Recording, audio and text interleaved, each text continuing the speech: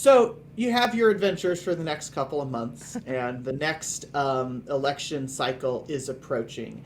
And you actually get called over to Axeside by your friend and candidate, Pralt Vezik. I don't think I've shown you the art for him, so let me toggle him on the map. I've got him over here just west of Duskside. This is a Micah draws here. This is one of the first pieces of art we got for this book. We were very happy with it. You notice he started to wear his That's sash great. that's got Vezik on it, or Vezik on it. Just he wears it around town to help campaigning. Um, so he calls you all over to Axeside for some help. He says, I've been asked to represent the Orcs of Axeside before a magistrate. It seems that Chertel Timber has sent one of their managers, actually my supervisor from a few years ago, and they're arguing that we're in violation of some obscure clause in the expired green labor contract. Honestly, it could be interpreted either way, and with such ambiguities, magistrates are supposed to rule straight away in the employee's favor.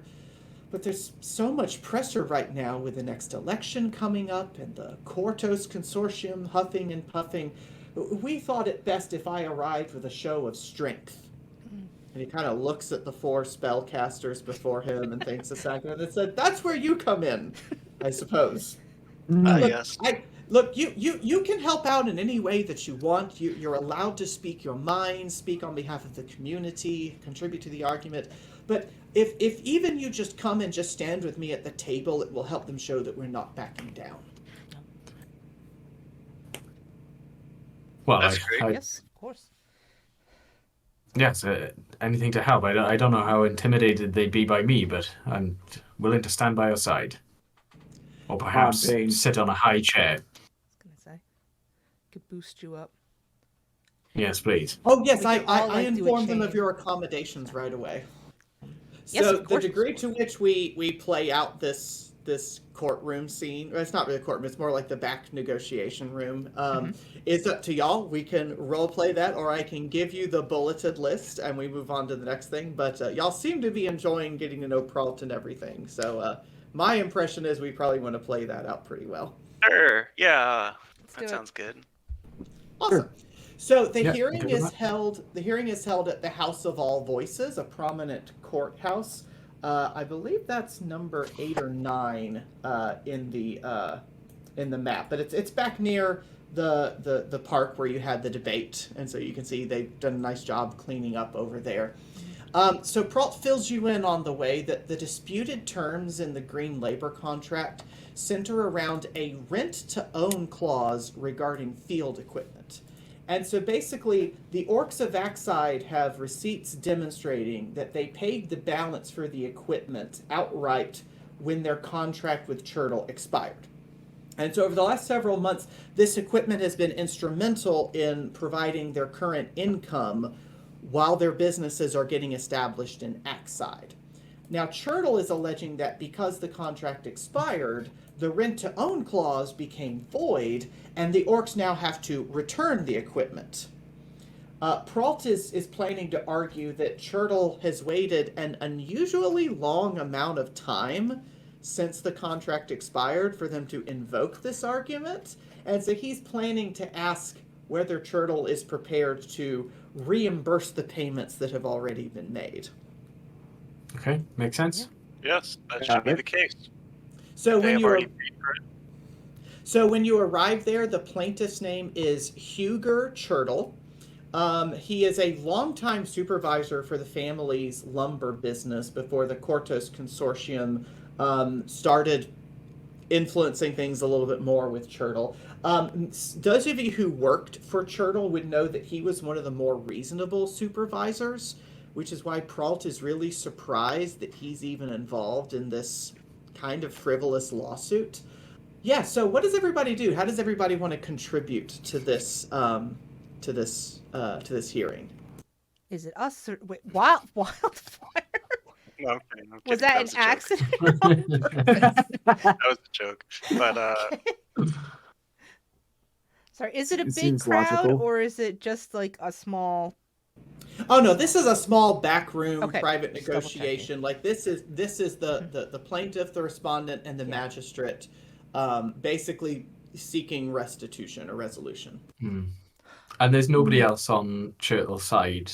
They haven't brought any Well, funny you backup. mentioned that. Huger is accompanied by Emil, who is a lawyer hired by the Kortos Consortium to support Chertel's case. Now, as you get there, Emil is kind of silent and standing back from most of the negotiations. It seems like Huger is doing most of the talking, but you can tell Emil is watching very carefully. Hmm. And then, sorry, go ahead. Would we have knowledge that the person was going to be there, or is this a surprise? You're not surprised they have a lawyer, but you kind of recognize them. You kind of recognize Emil as being associated with Kortos. Got it. Okay. Would my times as being a spy have possibly tipped me off that he would be the go-to candidate for this?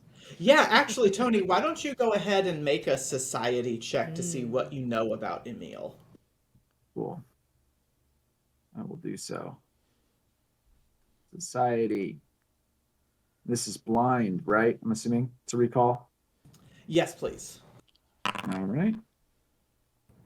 Okay, so you've met this. I have person, dubious knowledge. and you have dubious knowledge. Okay, yes. Foundry developers, if you're watching this, please put a dubious knowledge tag on knowledge checks.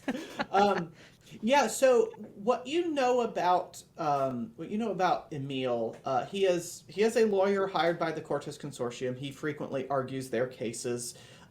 They do sometimes put him like as the backup person when a business that is affiliated with Kortos is arguing a case that Kortos is interested in for some reason. And you've heard him talk. You actually probably snuck by him at the headquarters when you were sneaking in. You actually are able to notice that his accent marks him as being from Diabel. So Diabel is the port town to the southwest of Maravon, where Kortos is headquartered. Yeah, I'm very familiar with the accent because I'm a Diabel double agent. So There you go. This is the I have accent. mastered.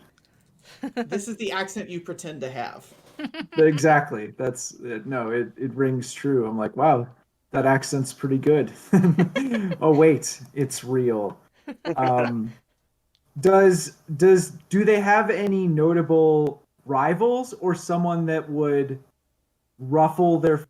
I have connections, and what I'm getting at is there anybody that we could bring that would put this person off their game, right? Well, I tell you Tony, what, I don't. Sorry, go ahead. I was just gonna say, didn't you have a hat of disguise? I do. And I'm wondering if you are aware of somebody that might ruffle their feathers, maybe you would throw I them could off just pretend if to they were be in them. the room. Okay, Yeah. so you do know that the Kortos Lumber Consortium, they've been trying to get a hand everywhere on the Isle of Kortos. They have been very unsuccessful in infiltrating Turpin Row. And so you could just pick somebody who's a leader or representative from Turpin Row and just use your hat of disguise, maybe use your knowledge of accents. Yeah, no, I'm literally just going to pick like a delegate from Turpin Row. I'll try to really seem like, oh, this is a thing I have to go, put to bed today. Like I want to be like, I'm here because this shouldn't even be happening, right? Like, and I want to bring that kind of energy to the room. So hat of disguise going on. Should I be using my courtly graces to impersonate a noble? I don't know if Turpin Row has any nobles, but yeah, we could apply that. They are noble for the logging town of Turpin Row. Sure, yeah, no, sure, fair enough. All right, so can I roll society then for my disguise? Yes, and you would be pretending to be one of the Yalboros. Got it. And since I have a hat, I'm gonna make this a +4, and it should be blind, right? Yes, blind. Please. Yeah, that's part of the fun. Okay.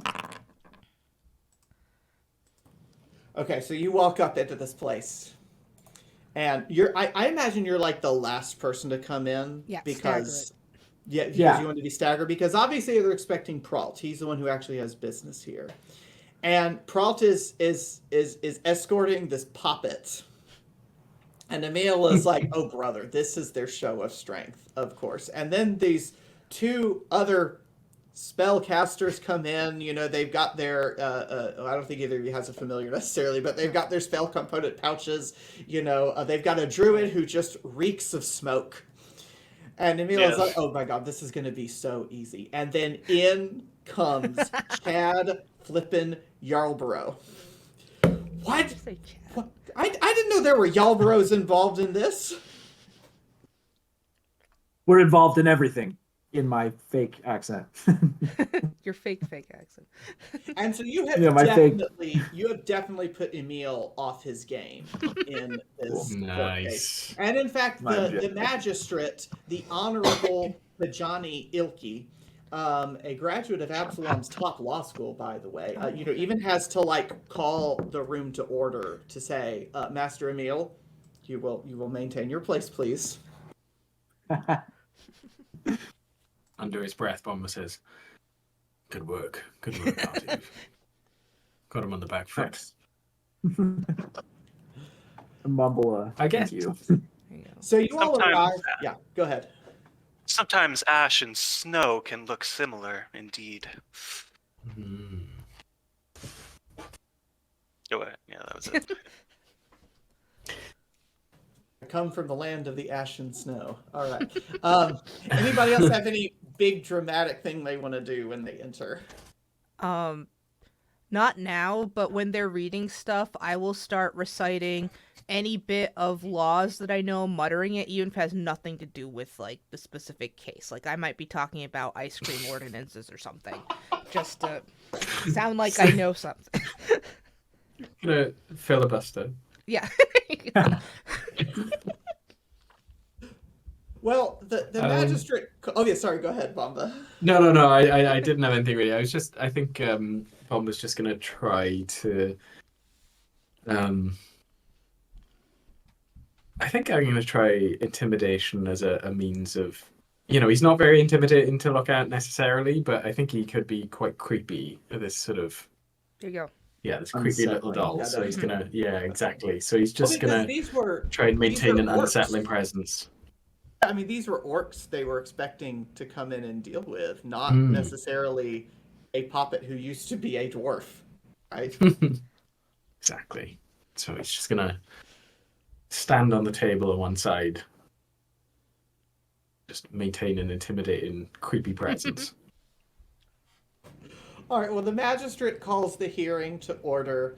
Reads off, basically the summary, and Huger steps up to speak on behalf of Chertel and says, we're not trying to cause any trouble for our former employees. We definitely wish them the best, but this equipment belongs to us, and yes, they opted in for a rent-to-own agreement, but those payments were not completed when they let the contract expire, and so the rent-to-own clause has expired, and we need that equipment back for the sake of our business. And he maybe cites some precedent or something. We're not going to play out an entire courtroom drama here. But then Pralt gives up to give his case and says, he presents the receipts and says, look, these were paid off in full. The balance was paid and accepted. It's been months now, and so we're a little bit curious why Chertel has waited so long to invoke this ambiguous clause in the contract. Y'all have already described how you're contributing, so does anybody have anything else they would add kind of in the opening argument stage? I'm scoffing at anything, any case that I'm anything that, I'm putting air quotes, just being as mocking as I can be without totally disrupting the courtroom, nonchalance. Yeah, I guess Bomber's just going to glare as much as he can and sort of, also scoff. Please, this is some sort of kangaroo court. If you see payments made in this order, we're good, and we'll do this, and it's batted up. And if you see it's amortized, we'll do Don is kind of scaring everybody just by muttering a little bit next to us. Dim, what does a druid do in a court of law? I was just gonna listen and watch. Ooh. I mean, I know I want the best for them, and I know they want to pay. I have lots of spells that I shouldn't be casting in such a place, and I'm going to listen and try to discern what might be going on here, to the best of my ability. So I'm just going to be. I don't have anything to say. Yeah, I guess I was just going to say the only other thing I wonder is if it's worth doing some sort of sense motive to try and understand, why are they bringing this case now? Is there something else going on here that and there's some clue to that in the way they're presenting their argument? Yeah, go for it. Go ahead and do a blind perception roll. Okay. Okay, so Bamba, you're kind of looking at the main plaintiff in the case, Huger Chertel. You can tell that he's feeling some pressure to be here. That, he's not here because he's choosing to be here. Like, he keeps glancing back at Emil, like, okay, what should I say, kind of thing. And Emil is just being silent. Like, you're not even sure Emil is paying attention.